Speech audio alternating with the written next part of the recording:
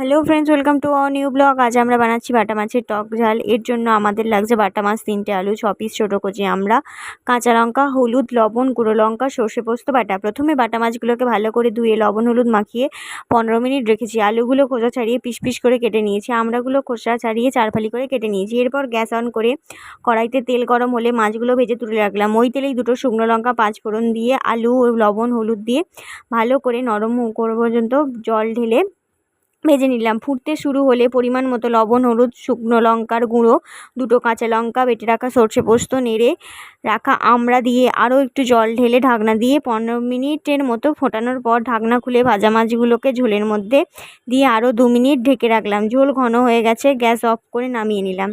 টকঝাল বাটা মাছের এই টকঝাল রেসিপি গরম ভাতে খেলে ভালো লাগবে। বন্ধুরা, তোমরা অবশ্যই এটি বানিয়ে দেখো এবং আমার ভিডিওটি ভালো লাগলে like, comment, share and subscribe করো।